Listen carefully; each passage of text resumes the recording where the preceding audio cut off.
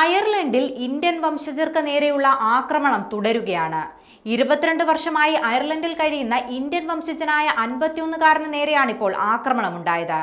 ഡബ്ലിനിലെ ഹോട്ടലിൽ ഷെഫായ ലക്ഷ്മൺ ദാസിനെ ക്രൂരമായി മർദ്ദിച്ച ശേഷം അക്രമി സംഘം ഇദ്ദേഹത്തെ കൊള്ളയടിച്ച് കടന്നുകളഞ്ഞു. കഴിഞ്ഞ ബുധനാഴ്ച പുലർച്ചെയാണ് മൂവർ സംഘം ഇദ്ദേഹത്തെ ആക്രമിച്ചതെന്നാണ് പുറത്തുവരുന്ന റിപ്പോർട്ടുകൾ.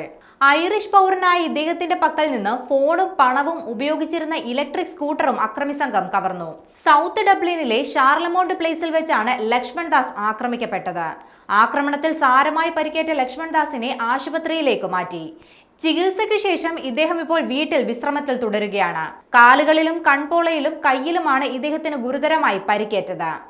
അതേസമയം മോഷണം മാത്രമായിരുന്നു ആക്രമണത്തിന്റെ ഉദ്ദേശമെന്നും വംശീയ അതിക്രമമല്ലെന്നുമാണ് അയർലൻഡിലെ മാധ്യമങ്ങൾ റിപ്പോർട്ട് ചെയ്യുന്നത്.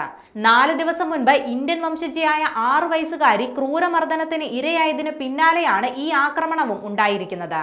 കഴിഞ്ഞ തിങ്കളാഴ്ചയാണ് 6 വയസ്സുകാരിയായ ഇന്ത്യൻ വംശജയ്ക്ക് നേരെ ഡബ്ലിനിൽ തന്നെ അതിക്രൂരമായ വംശീയ ആക്രമണം നടന്നത്. ഒരു സംഘം ആൺകുട്ടികൾ ഈ കുട്ടിയെ ക്രൂരമായി മർദ്ദിക്കുകയും സൈക്കിൾ ഉപയോഗിച്ച് കുട്ടിയുടെ രഹസ്യഭാഗങ്ങളിൽ ഇടിക്കുകയും ചെയ്തിരുന്നു. വീടിന് പുറത്ത് കൂട്ടുകാർക്കൊപ്പം കളിച്ചുകൊണ്ടിരിക്കുന്നതിനിടയിലാണ് പെൺകുട്ടിക്ക് നേരെ ആക്രമണമുണ്ടായത്.